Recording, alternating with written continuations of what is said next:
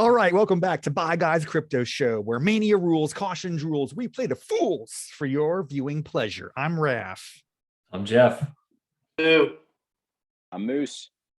And we are here to talk crypto all day, every day, the American way. That's how we are here to play. Listen, it's the Thanksgiving leftover special. We're 20% turkey soup, 30% turkey sandwich, 50% turkey casserole, my favorite. And boy, oh boy, are we such excitement is brewing. We have a new member of the Bye Guy crew joining us all the way from the same state as these other guys.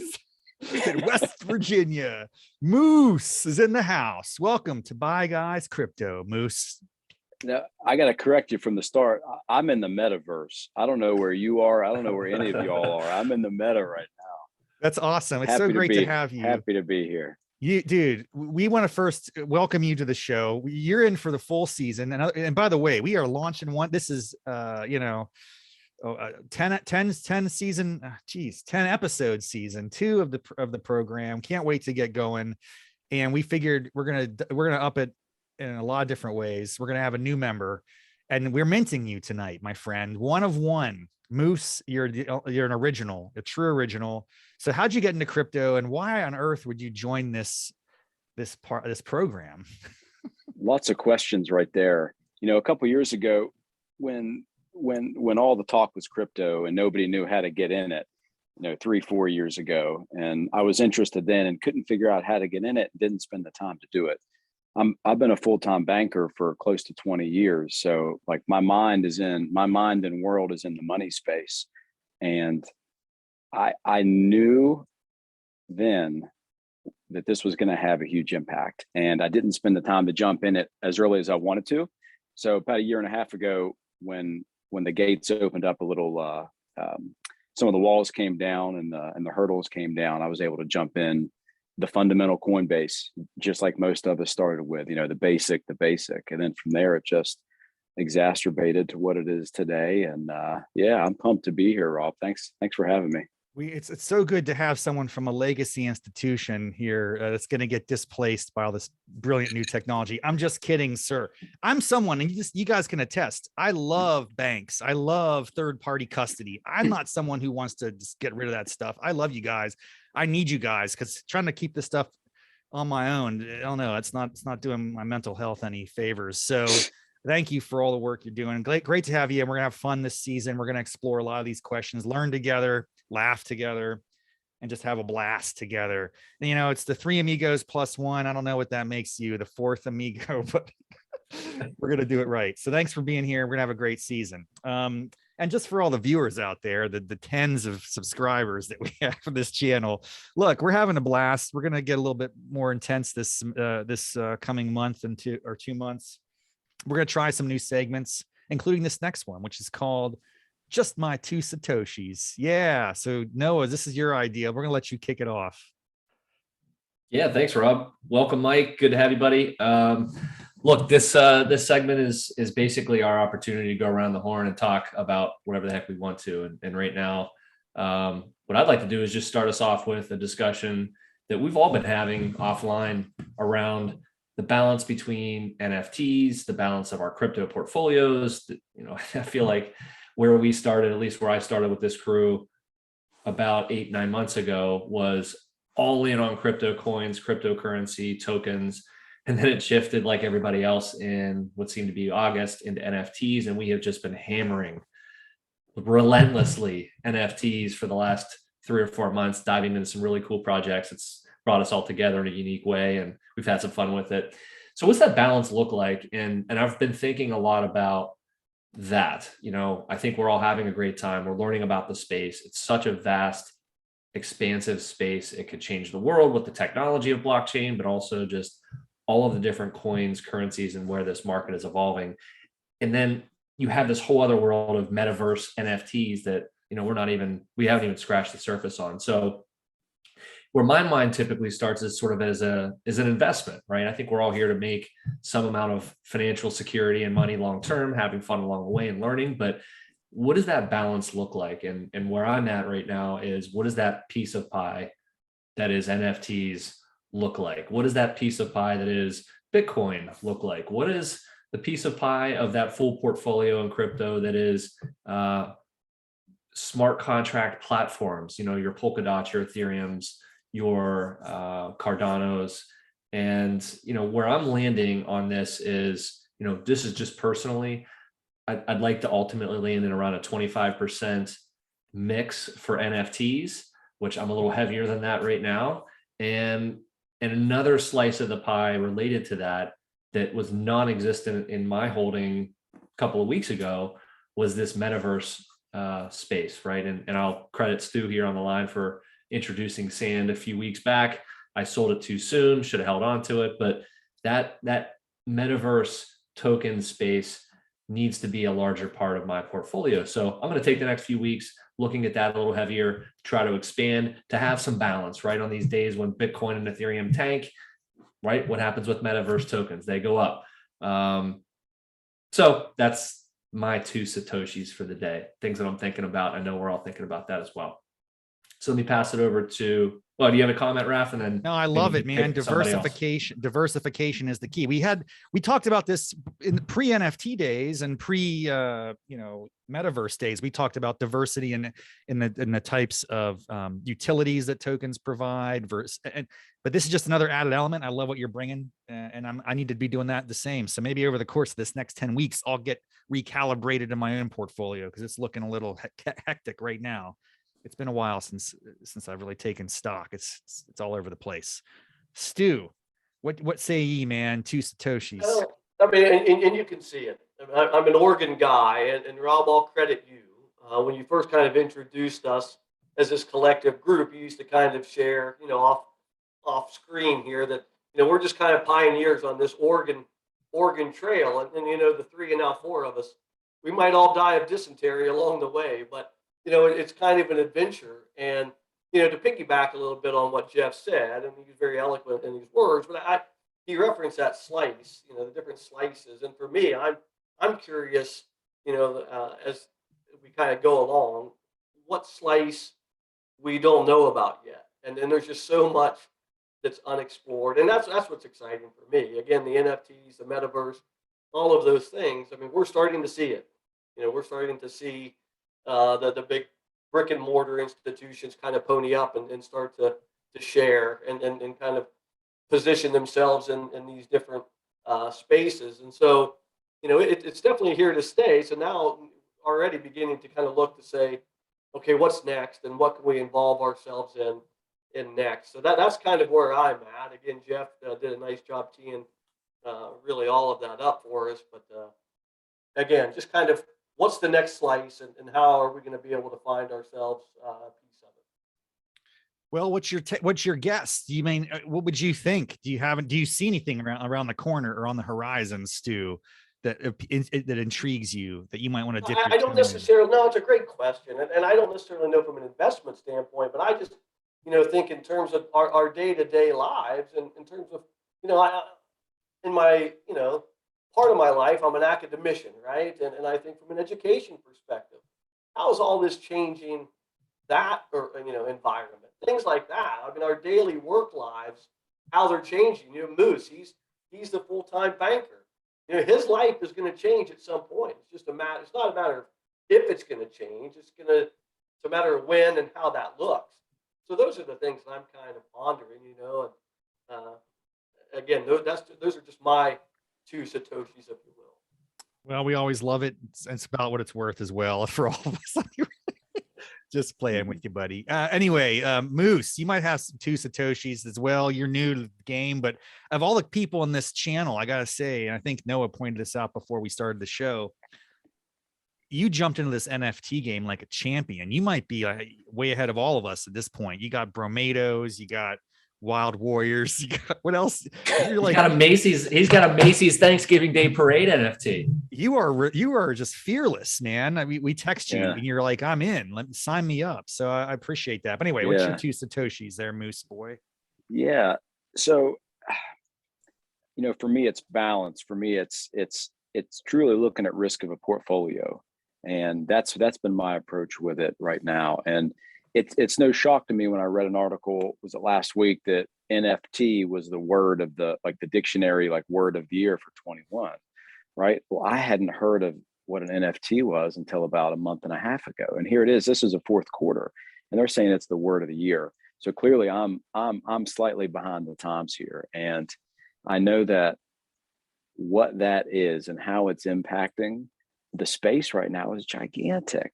So I think that's certainly for the folks out there that haven't started to educate themselves yet on it, it's jump on the train quick, because it's having a huge impact. That incorporated in what has become this, it's like the meta just fell on everyone quickly, very, very, very quickly.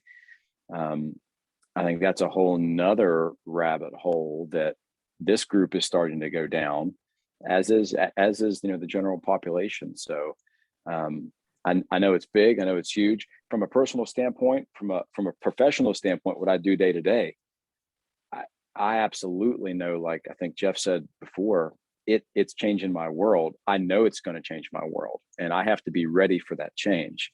It doesn't mean that my world's going to go away. It just means my world's changing, and I have to be ready for that change. And a lot of it in my mind is payment systems and how payments are going to be transferred domestically, internationally. That's what interests me, and that's what I'm trying to stay on top of daily in the banking space. So hopefully I can add some value here throughout the course of season 2. Well, I love to hear that. And I tell you, when it comes to international transfers, I think Stu and I would be in 100% agreement. We're looking forward to a world where it's all handled through the XRP and Ripple network. Amen. Amen. So thank you for those 2 Satoshis, sir. That's very exciting. Assuming the SEC gets through all the issues there, that's a separate episode. We'll go down that rabbit hole one day. I'll close it out here with my 2 Satoshis. I want to talk about mainstream adoption. We got a Budweiser NFT. We got NFL NFTs. You got Macy's Day Parade float NFTs. You got the Matrix movie coming out. They're launching NFTs. This stuff is starting to catch hold in the consciousness of the public. And it really got a hold of me today when Jeff texted all of us that the upcoming Amazing Spider-Man Into the Metaverse, is that what it's called? No, it's not. It's called something else. I'm going to take the screen share away from you for a second so I can share my screen. Well, I don't even have it up. Whatever. I'll just stop pretending I know how the technology works. The bottom line is, I aped in, like, you had to buy tickets to see Spider-Man on opening night to be eligible for the NFT drop. Not only did you have to do that, which I'm happy to do, you had to join the AMC Theater Moviegoer Society. So I paid like $20 to become a member of this club. And look, I love the movies just like the next guy.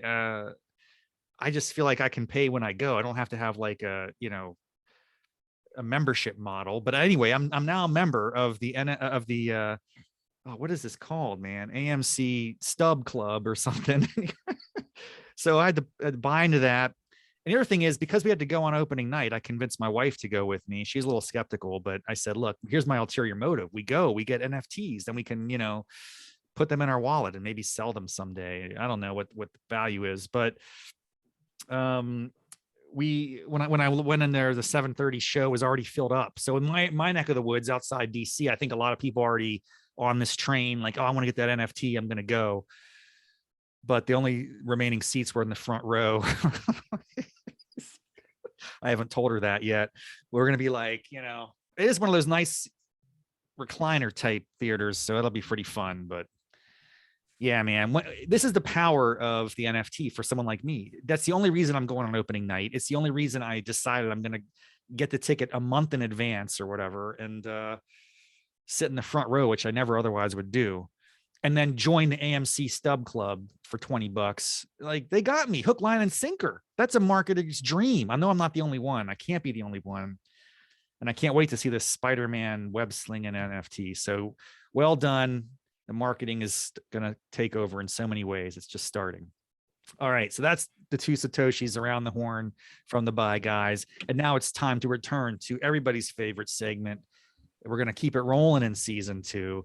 the racing or the running. I don't know if it's the race. It's the running of the MoonBulls, baby. Yeah. So Stu is fresh off his championship race last year. He had it wrapped up really after the third week. He got in early on a little token called Amp, who was on that Amp train, and he crushed me and Noah. And frankly, it was a tough time to get started in a race and competition like this because the markets were kind of getting crushed every week. But long story short, here's how it works. We're all going to start off with $50 of an investment, week one, coin of choice. And then in subsequent weeks, we each add to our portfolios $25, any token that we wish. And we're going to track it over the next 10 weeks. And at the end, I will take my righteous position as the rightful owner of the MoonBulls trophy, which is currently in Stu's possession there, sitting, I think, in the background over his left shoulder. So who wants to go first on this? Because I have a really great pick. It's gonna blow minds, but I don't want to. Maybe I'm gonna go first. Screw it. All right. I think either you or Moose should go first. Moose, ladies first. Go ahead. I'll take the punishment. I'm okay with that. Yeah, the initiation is picking first. So Mike, go ahead. That's fair. I mean, I've got some outside consultants I've been consulting with, and it's a space that I don't know. I'm not a gamer. I'm not one of the gaming guys. Okay. But I got some gaming consultants out there. They're big on mana, huge on mana. So mana is my pick. I'm going to keep it short, keep it simple. Mana is my pick. That is such a rookie mistake. I was going to say the opposite. I think that's exciting. I don't know anything about it, but actually, I was going to take mana, so that's all right. I'll go next. Maybe I should have gone first. I'm going next, and it's going to be a good one. I'm not sure how to buy it yet, but I'll figure that out when after we end the show. I've been wanting to get into this for quite some time. I've heard about it for, I don't know, the better part of a year. And I've been sitting on the sidelines and I'm kind of regretting not picking it up much earlier.